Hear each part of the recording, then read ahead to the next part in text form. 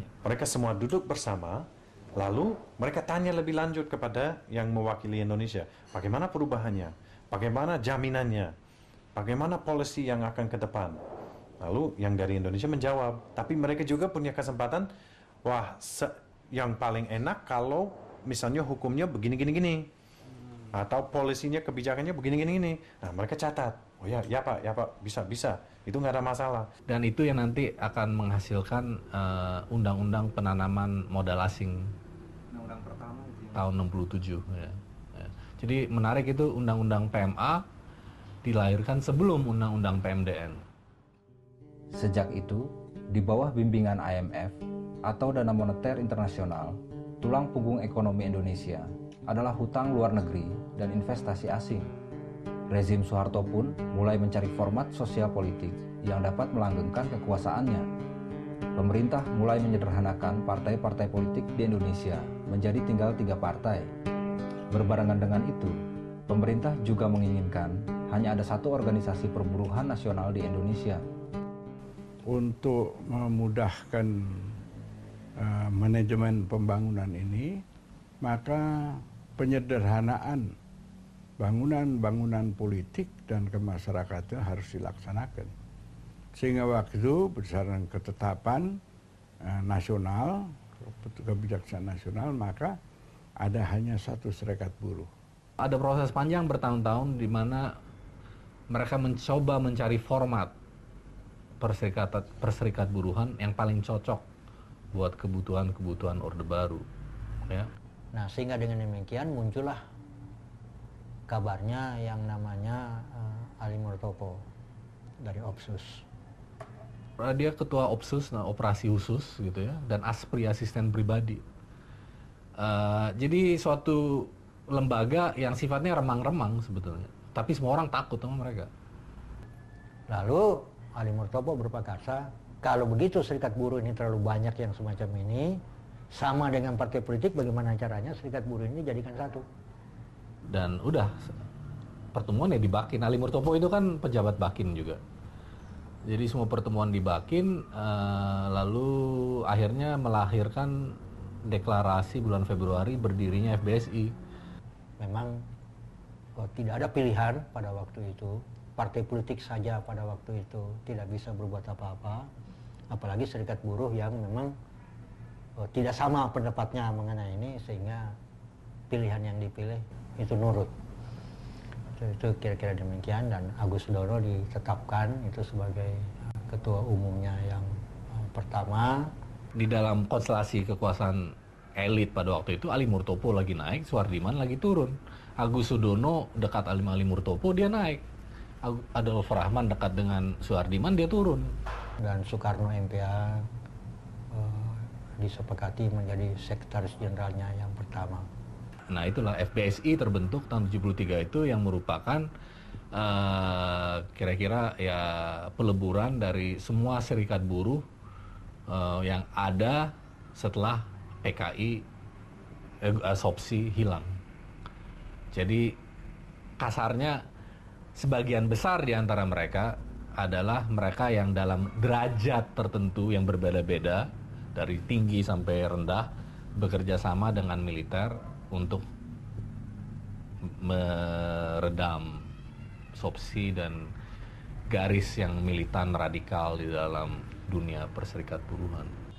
Nah, tapi karena kemudian ini PGRI buruh FBSI ini kemudian menyatakan dirinya sebagai gerakan serikat buruh, lalu PGRI itu beranggapan bahwa mereka bukan sebagai suatu organisasi gerakan, tapi kami ini adalah organisasi profesi, sehingga demikian agak sulit rasanya untuk bergabung bersama-sama. Ya sebagai guru itu mereka menganggap bahwa mereka bukan buruh gitu kan. Jadi tidak bisa ya seenggaknya salah satu dalih yang mereka pakai adalah itu gitu loh.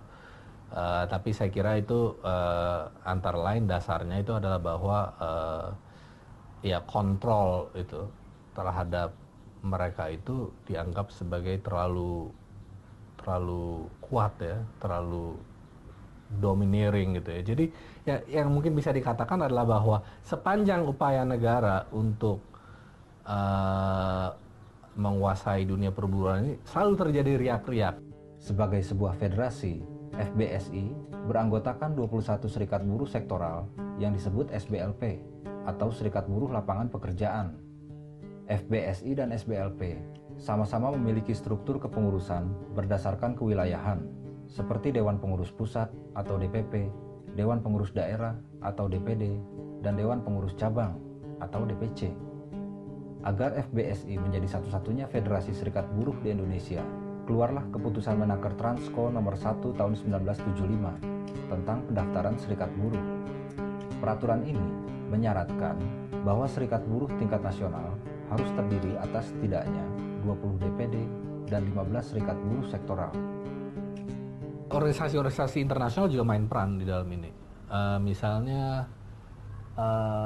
banyak dari seminar-seminar yang berjalan sehingga sampai kepada tahun 73 itu didanai oleh organisasi-organisasi internasional, ICFTU, terus juga FAST itu Friedrich Ebert Stiftung dari Jerman memainkan peranan yang sangat penting. So we had definitely, as far as I know, a lot of workers' education programs. Yang saya ingat, FAST saat itu banyak mengadakan program-program pendidikan buruh. Links to the at that time already existing centrally organized trade union by the Suharto regime. Tapi tidak memiliki proyek kerjasama langsung dengan serikat buruh tunggal yang didirikan oleh rezim Suharto. Together, I think with the Ministry of Labor at that time, the YTKI. Tapi yang jelas, kira-kira pada tahun 70-an, kalau tidak salah, kami bekerja sama dengan Menteri Tenaga Kerja membangun YTKI. School or a labor college where workers' education programs were conducted and a lot of YTKI ini semacam sekolah atau kursus bagi buruh, dan banyak wakil buruh serta aktivis serikat yang mengikuti pendidikan di YTKI. Yang menarik di sini adalah bahwa ide awal 60 untuk menciptakan serikat buruh tunggal yang didominasi negara terwujud setelah tenggang waktu lebih dari 1 dekade. Terwujud, didominasi oleh militer, dinominasi oleh negara, dinominasi oleh Golkar, dinominasi oleh aktivis-aktivis atau petinggi-petinggi serikat buruh yang anti militansi buruh.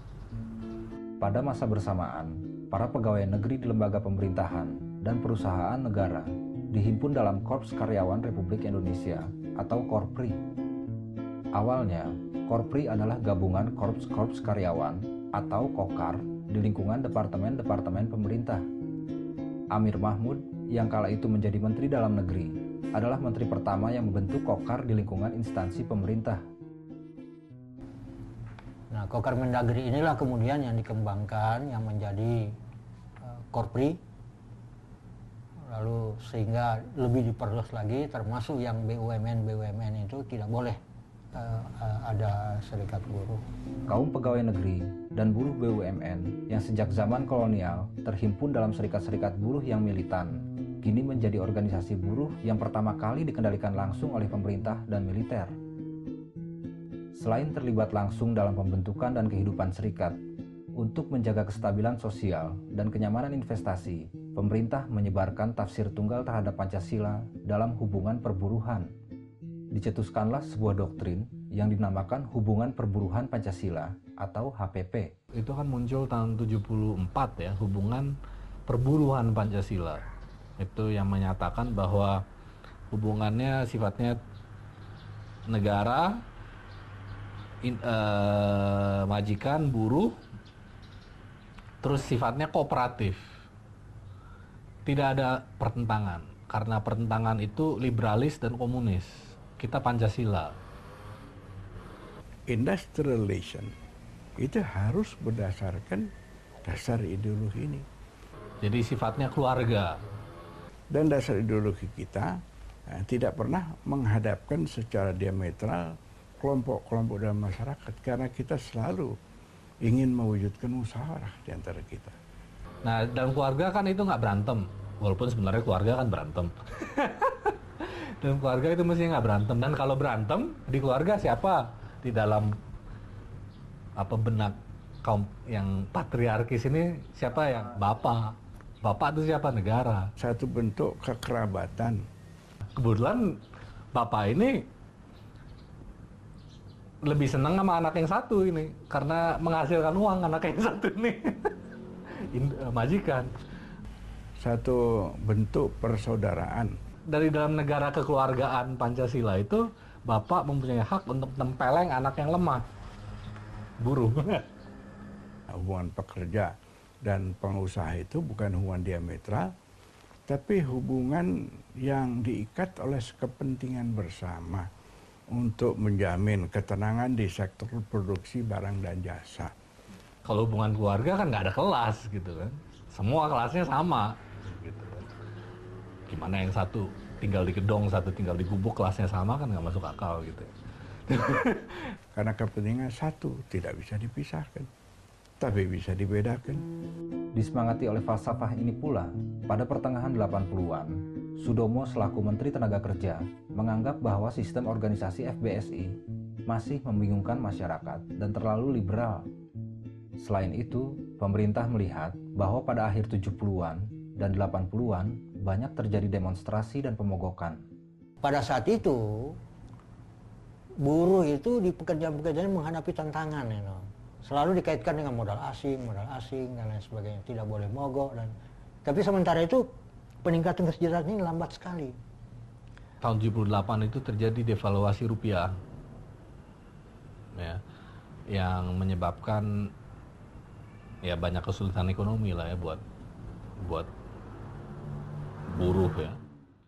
Sehingga beberapa serikat pekerja yang tidak sabar lagi menghadapi situasi semacam itu lalu sering mengadakan pemogokan. Walaupun di atas itu sudah distrukturkan sedemikian rupa ya, di bawah ini masih ada aktivis-aktivis yang walaupun mereka itu bukan bekas sopsi PKI, tapi mempunyai idealisme.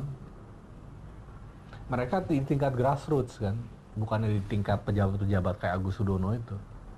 Nah, pada saat orang mogok-mogok ini, lalu Sudomo itu jadi Menteri Tenaga Kerja. Awal 80-an posisi dia apa? Kopkamtib. Wapangap Kopkamtib.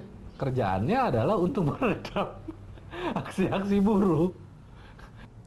Jadi pendekatannya itu dalam melihat gerakan serikat buruh ini bukan pendekatan sosial ekonomi atau penegakan, tapi dia hanya satu, security approach.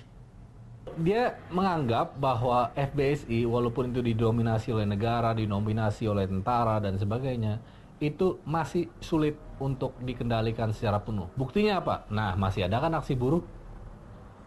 Berarti FBSI itu nggak